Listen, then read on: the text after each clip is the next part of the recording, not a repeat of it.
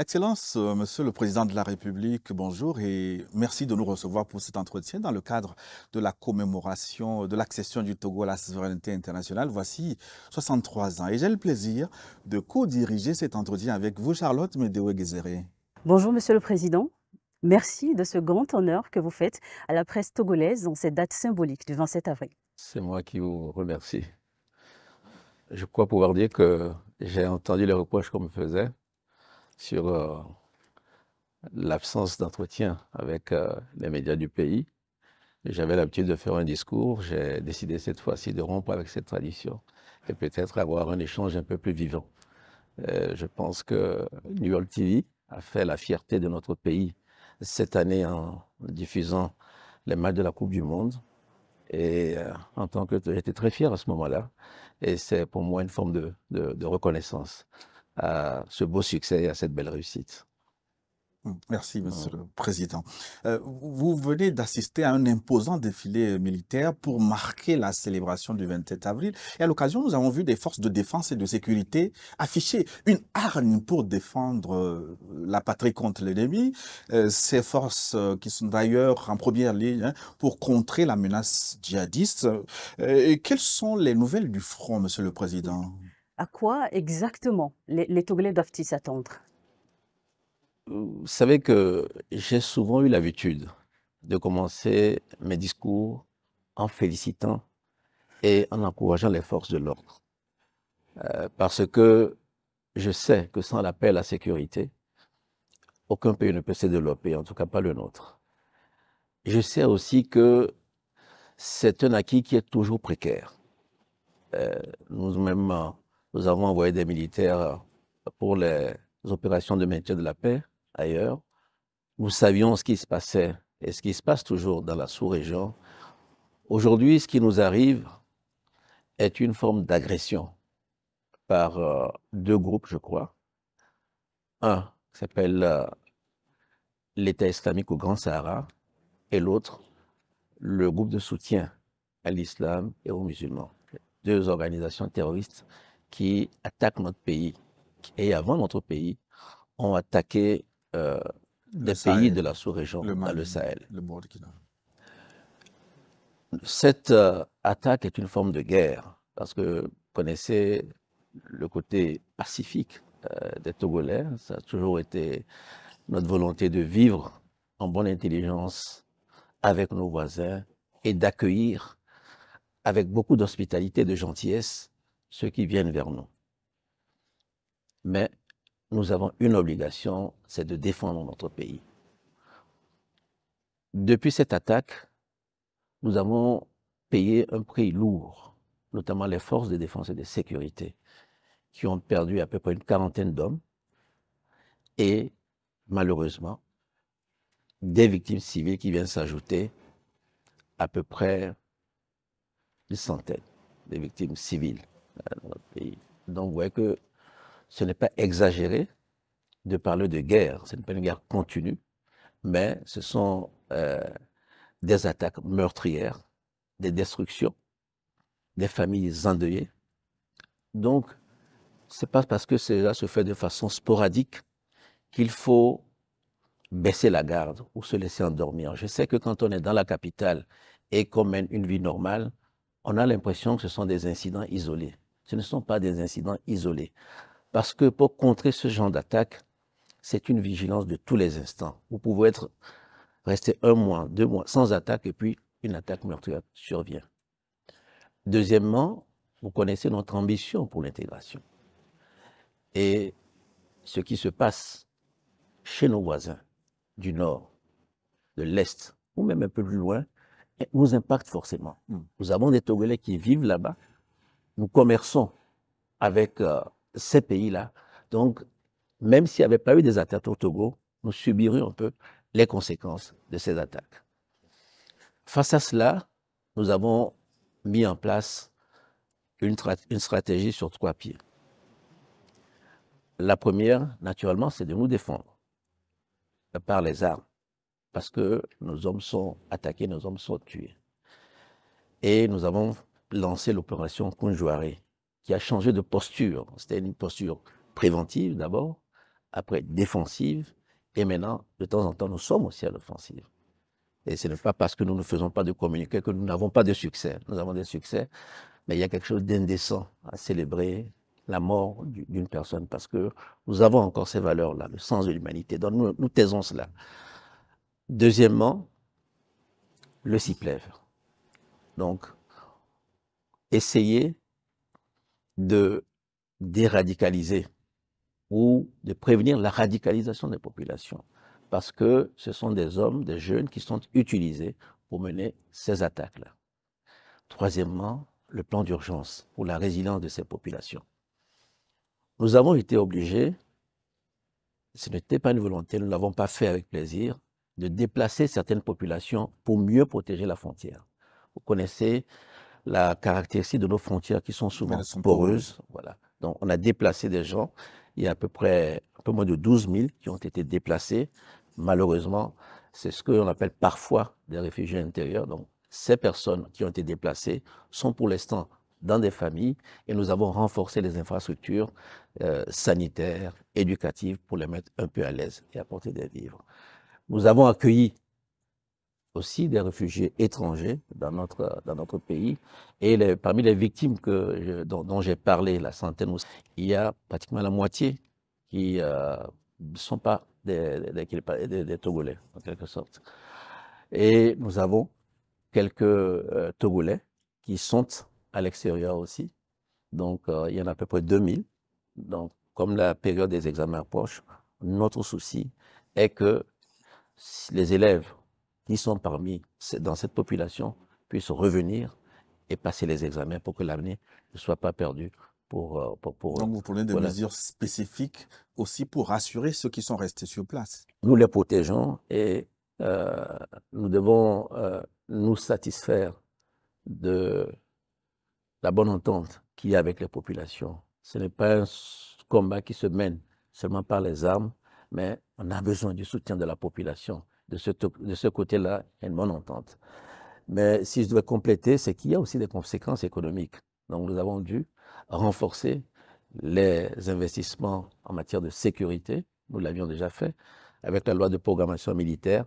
Mais cette loi n'est plus adaptée parce que la menace a changé de nature. Donc nous allons certainement demander dans les semaines qui vont venir. Donc à quoi les Togolais doivent s'attendre, pour revenir à votre question, à un combat long. Avec des périodes de drame, parce que c'est inévitable quand il y a la guerre. Mais je puis assurer mes compatriotes qu'au bout, il y aura la victoire. Ça, nous sommes déterminés à réduire ces bandes armées. Monsieur le Président, vous l'avez rappelé, la situation dans la région des Savanes a obligé certains de la population à se déplacer. Mais comment encourager ceux qui n'ont pas encore fait le chemin retour à rejoindre le territoire? Oui, c'est ce que je dis. Ils sont peu nombreux, il y a à peu près 2000. Donc, quand je dis 2000, c'est toute la famille. Donc, notre souci aujourd'hui, c'est que l'année ne soit pas perdue pour les élèves qui ont dû partir. Donc, vu leur nombre limité, je pense que nous allons pouvoir le faire en discutant avec les autorités des pays d'accueil. Oui. Monsieur le Président, nous allons aborder le chapitre économie. La conjoncture demeure marquée par l'inflation. La tendance des prix des denrées de première nécessité est toujours à la hausse sur les marchés. Les Togolais continuent de serrer durement les ceintures. Le gouvernement prend certes des mesures, mais vraiment pas d'amélioration significative. Jusqu'à quand cela durera-t-il, Monsieur le Président? D'abord, je ne vous apprends rien en disant que c'est un phénomène, disons, mondial. Après la crise de la Covid-19, il y a eu une succession de crises et ce qui a entraîné cette augmentation des prix. Deuxièmement, c'est essentiellement une inflation importée aux 2 tiers, même s'il y a quand même 33% qui touche les produits que nous avons ici localement. Généralement, quand il y a un choc comme ça, parce que c'en est un, c'est-à-dire qu'un événement qui n'était pas anticipé, mais qui survient, ce que nous faisons, les États font, c'est de recourir aux subventions. C'est ce que nous avons fait avec les augmentations avec des salaires et avec des subventions aussi sur les produits pétroliers, les produits gaziers. Ça nous a coûté extrêmement cher. Donc, je crois que nous avons dû dépenser la centaine de milliards. Mais vous voyez que ce n'est pas soutenable. Ce n'est pas un effort qui peut être renouvelé chaque année. La deuxième chose qu'il faut faire, c'est de produire autant que faire se peut ce qu'on consomme pour être moins dépendant de l'extérieur, notamment en matière de produits alimentaires. Et c'est pour cela que vous avez vu que nous avons relancé, amplifié notre intérêt pour la question agricole. Oui. Voilà. Donc, ce que je peux dire aux Togolais, une bonne partie du phénomène trouve sa solution ici sur le sol togolais. Je pense que nous créons les conditions pour que l'agriculture ne soit plus ce métier pénible, un peu parfois méprisé. C'est-à-dire, on dit c'est comme si ce sont ceux qui sont à la campagne qui doivent se donner à la terre, à une agriculture de subsistance. Mais que l'agriculteur change de statut social, devienne un entrepreneur. Donc, rendre d'abord le métier attractif. Je dis souvent à mes collaborateurs que nous n'avons jamais. Quand on dit que quelqu'un est riche au Togo, c'est rarement pour des questions agricoles. Alors demain, si on dit qu'il y en a un Togolais agriculteur qui est multimillionnaire ou milliardaire, parce que ça peut arriver, ce serait un exemple pour la jeunesse. Voilà un peu ce que je peux dire sur cette question-là.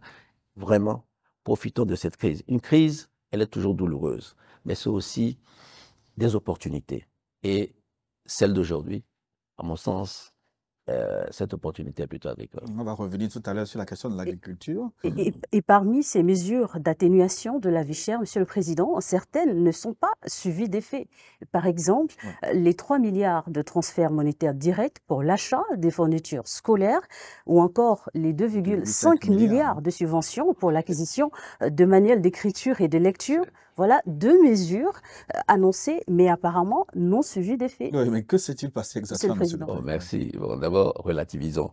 Je vous ai dit qu'on a dépassé la centaine de milliards pour les mesures que nous avons prises. C'est le coût, un peu plus de là. Donc, 5 milliards, on parle de 5%. Je plaide coupable pour les 3 milliards, mais je vais m'expliquer. Ce qui s'est passé pour les 3 milliards, souvent quand vous prenez des mesures comme ça, elles sont indifférenciées, elles touchent tout le monde.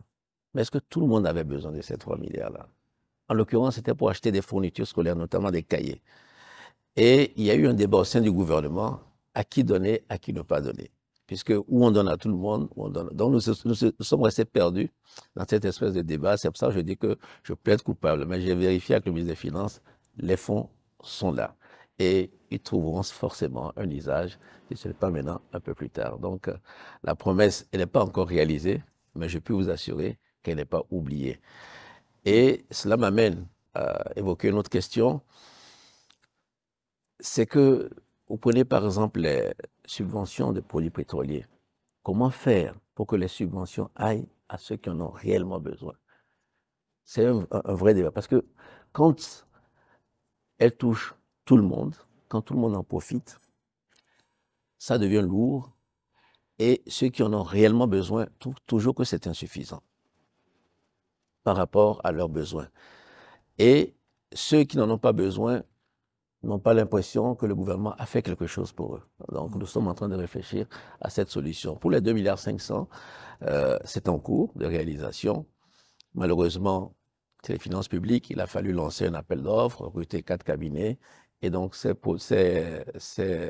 manuels scolaires ont commencé à être distribués dans certaines régions. Nous commençons par les régions les plus défavorisées, donc par la région des Savanes.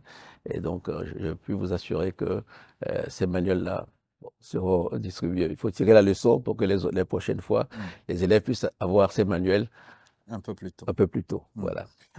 Monsieur le Président, nous allons revenir sur la question de l'agriculture. Vous l'avez annoncé en début d'année dans votre adresse à la nation et là, vous avez tenu parole en organisant Comme ça, la c'est pas première l'écriture. édition du Forum national des producteurs du Togo.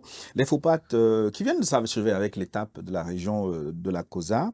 Mais pourquoi tant d'intérêt pour l'agriculture? Est-ce que cela vient des enseignements tirés des grands bouleversements mondiaux, comme vous l'avez dit tout à l'heure, la crise de la COVID-19 ou la guerre Russie-Ukraine? C'est une des raisons. Mais la principale,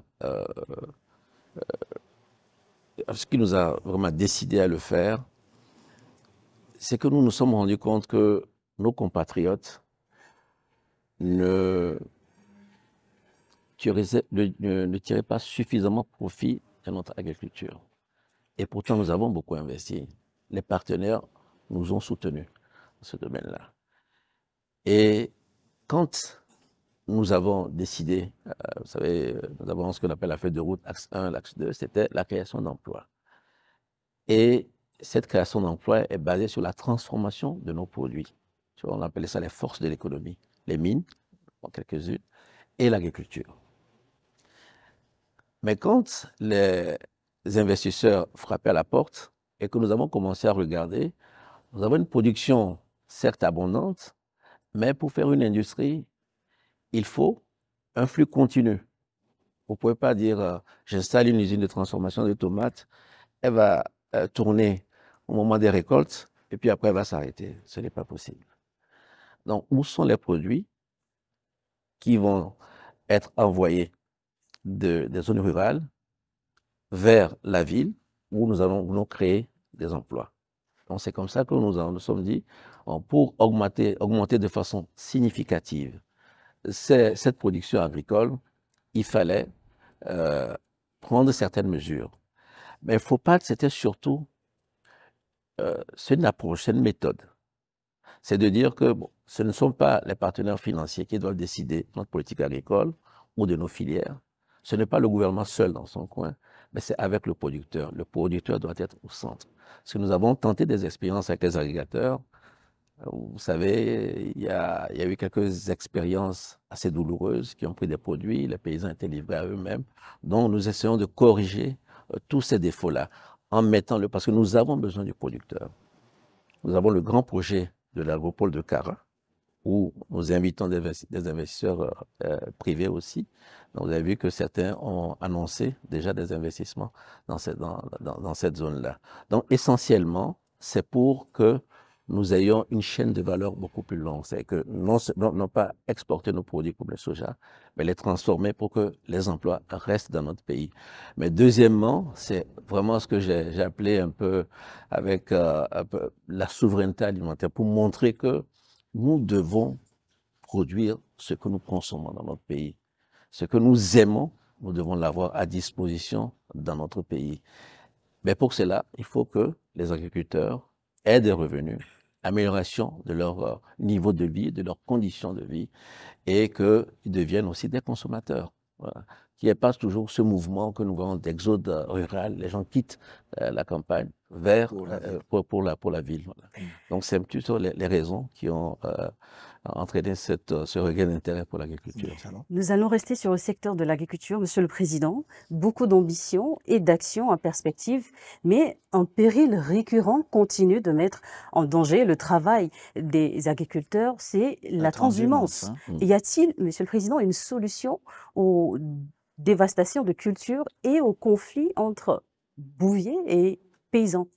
Il y a une solution, mais c'est une solution qui doit être régionale, parce que la transhumance, naturellement, elle est organisée dans le cadre de la CEDEAO. C'est la CEDEAO qui, constatant les problèmes de dérèglement, de changement climatique, les sécheresses, on sait très bien que les éleveurs, en saison sèche, ont besoin de venir vers le sud pour leur pâturage. Donc, on définit des couloirs. C'est un phénomène qu'on retrouve dans tous les pays côtiers. Oui.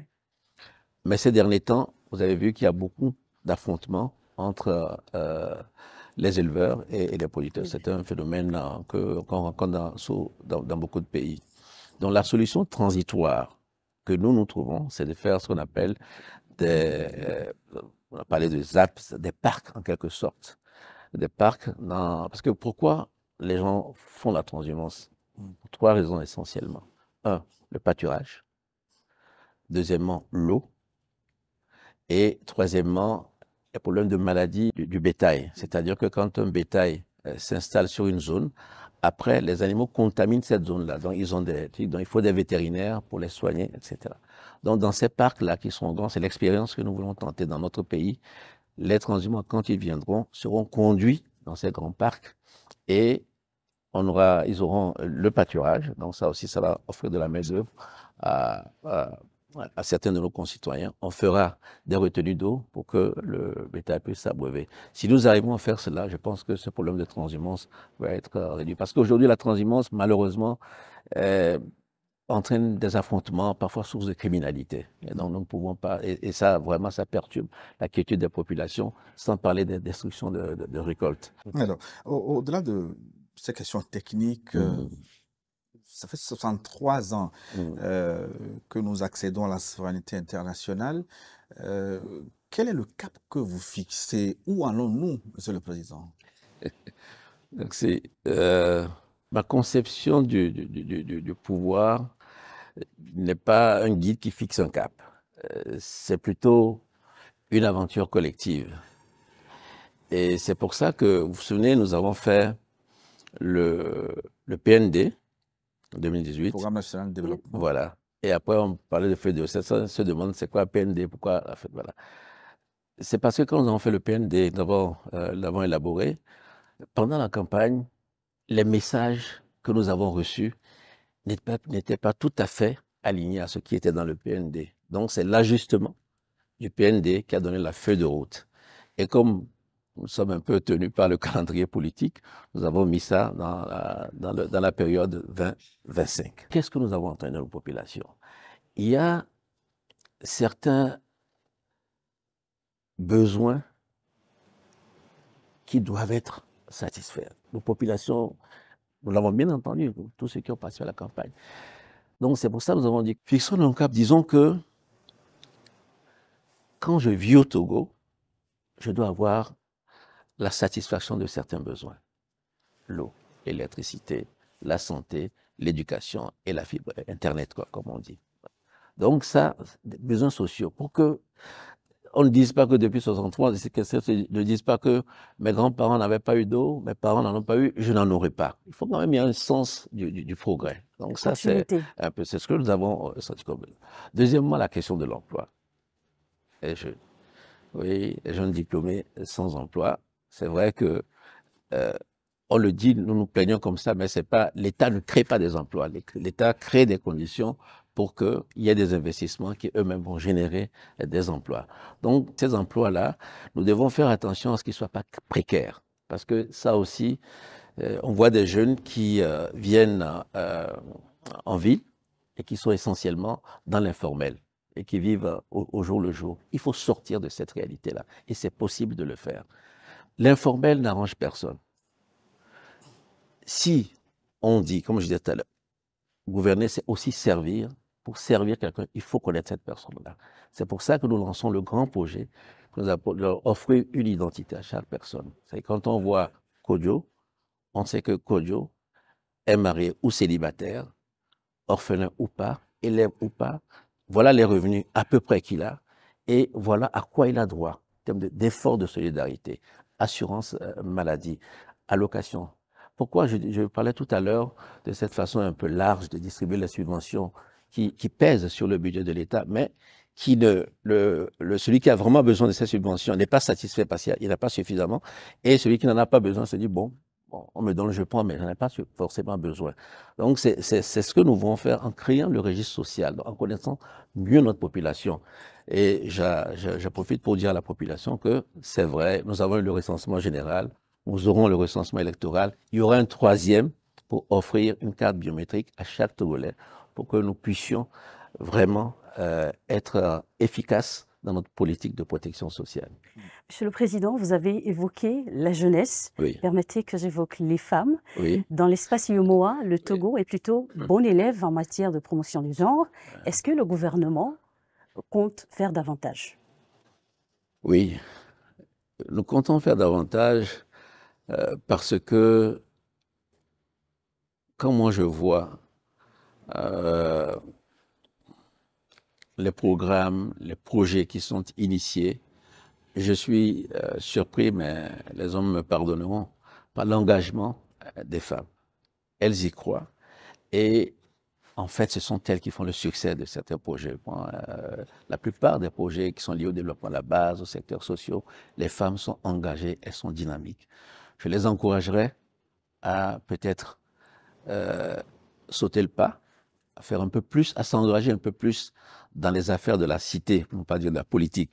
Nous avons les élections locales. Je pense que les femmes apporteraient un plus qualitatif à la gestion de nos affaires. Sur le plan politique, que pense le chef de l'État des remous dans la classe politique à l'approche des élections? Quel est votre message? Et régional. En cette année 2023, quel est votre message aux acteurs politiques du Togo et à l'ensemble des citoyens?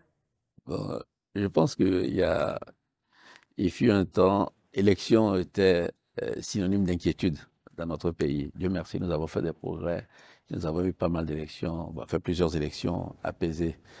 Mais ce débat, il est normal. Et en réalité, il est habituel. À chaque fois qu'on s'approche de ces échanges électoraux, il y a un petit peu d'agitation, un peu plus de bruit. Nous avons essayé de prévenir cela en organisant, en faisant un dialogue avec les acteurs de la classe politique. Aujourd'hui, d'autres revendications surviennent. Je ne fais pas polémiquer. Ce que je veux dire, c'est que en politique, il faut avoir le sens du compromis. Quand on s'assoit et qu'on a le même objectif, c'est-à-dire la conquête du pouvoir, c'est normal que chacun ait sa stratégie. Et puis, il y a aussi une part de posture. Donc, parfois, quand on a des problèmes dans son parti, on essaie de l'extérioriser autrement, en faisant des revendications, en disant ceci ou cela. Je pense que nous avons un cadre électoral qui est ce qu'il est, qui n'est pas parfait, parce que la perfection n'existe pas. Mais quand nous nous comparons aux autres, je crois que nous n'avons pas à rougir. Il n'y a rien, on n'est pas meilleur que les autres, mais on n'est pas pire que les autres. Donc, je crois qu'il faut être serein, battre campagne, et s'il y a une volonté commune au sein de la classe politique de faire encore quelques changements de cadre électoral, pourquoi pas, nous nous appuierons. Mais je ne pense pas qu'il puisse y avoir des actions, des actes unis de façon comme ça, unilatérale, ou de nous, ou du gouvernement, ou de la majorité, ou alors de l'opposition. C'est nécessairement dans le dialogue que nous pourrons trouver une solution. Nous allons également aborder la diplomatie de la paix dans cet entretien exclusif. Monsieur le Président, un certain nombre de vos succès en matière de politique étrangère contribuent à renforcer le prestige du Togo sur la scène internationale. Je pense en particulier à l'affaire dite des 49 soldats ivoiriens. Quelle est votre recette pour réussir là où plusieurs s'essayent en vain? Non, bon, c'est gênant de parler de ce succès. Je crois pouvoir dire que le Togo attire de la sympathie quand même. On aime bien le Togo, notre pays, et ça c'est pas moi. Je crois que nous sommes un pays pas très grand, nous n'avons pas d'ennemis déclarés, nous essayons de nous entendre avec tout le monde. Donc ça crée un a priori positif. Nous avons eu la confiance des deux parties. Nous avons eu la confiance du président Ouattara, et que je remercie, et nous avons eu la confiance du président Goïta. Donc ça a permis d'arriver à un compromis qui ne fut pas facile, parce que c'était une question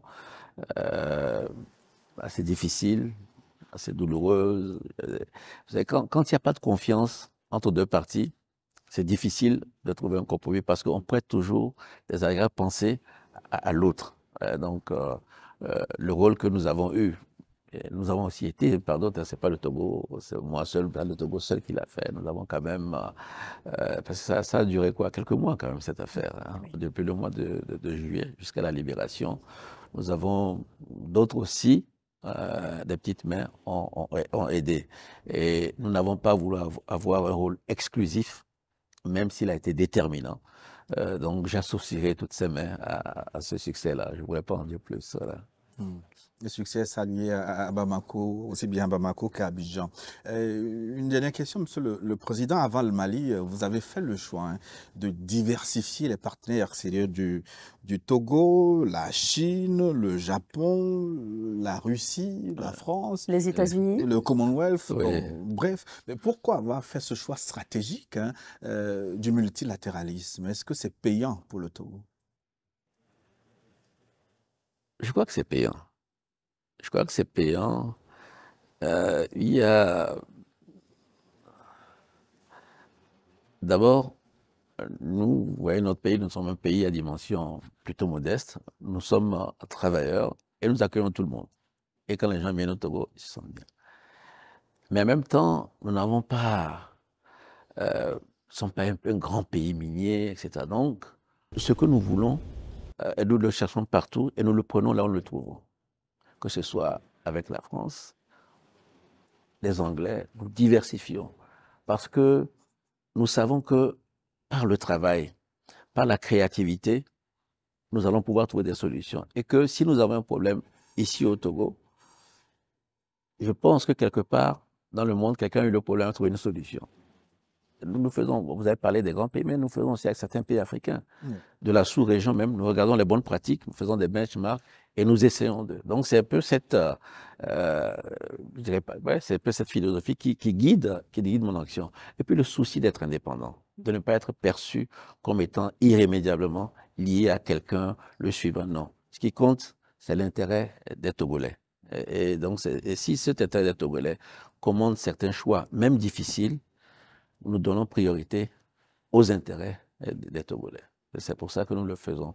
Et puis bon, comme je dis, parfois, c'est la chance d'avoir la taille que nous avons. Hein. Quand on est un pays avec des ressources stratégiques, on est convoité par des puissances, mais... Les oiseaux les plus gros ne sont pas les plus beaux. Absolument. Donc c'est un petit peu cela. Et nous allons continuer, je pense. Hein.